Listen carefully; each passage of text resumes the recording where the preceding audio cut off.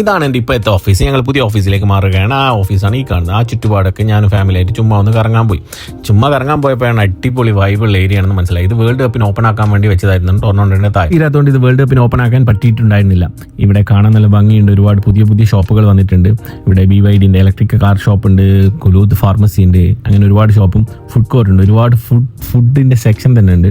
കുറച്ച് എക്സ്പെൻസീവ് ആണ്, എന്നാലും അടിപൊളി ഫുഡ് കോർട്ടും കാര്യങ്ങളൊക്കെ ഉണ്ട്. അതൊക്കെ ഇപ്പോഴാണ് ഞാൻ കാണുന്നത്. നല്ല അടിപൊളി കാഴ്ചകൾ കാണാം ഇവിടെ നിന്നാൽ. രാത്രി നന മനോഹരമായ കാഴ്ചകൾ, കണ്ണിന്ന് വെട്ടിത്തിളങ്ങുന്ന ലൈറ്റുകൾ കൊണ്ടുള്ള ഒരുപാട് അലങ്കാരങ്ങൾ ചെയ്തിട്ടുണ്ട്.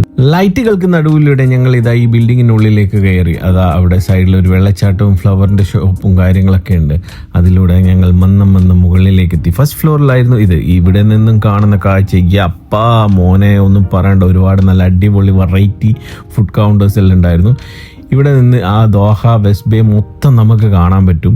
ഗ്ലാസ് ബിൽഡിങ്ങിലൂടെ ചുറ്റിക്കറങ്ങിയതിന് ശേഷം ഞാൻ അവിടെ നിന്ന് ഇങ്ങനെ ആലോചിച്ചു. 2005 ഞാൻ 18-ാം വയസ്സിൽ കയറി വരുമ്പോൾ ഈ വെസ്റ്റ് ബേയിൽ ഉണ്ടായിരുന്നത് ഒന്ന് ഷെറാട്ടൺ ഹോട്ടൽ, ഒന്ന് ഒറീഡോ ബിൽഡിംഗ്, ഒന്ന് ഖത്തർ സ്പോർട്സിന്റെ ഒരു ബിൽഡിംഗ്, ഒരു ക്യാരി ഫോർ മാത്രമായിരുന്നുണ്ടായിരുന്നു. അതിനുശേഷം വന്ന ബിൽഡിങ്ങുകളാണ് മൊത്തം ഇത്.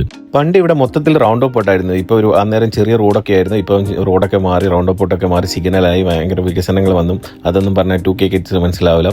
അപ്പോൾ ഖത്തറിന്റെ വികസനങ്ങൾ കണ്ട് വളർന്ന ഒരു പയ്യനാണ് ഞാൻ.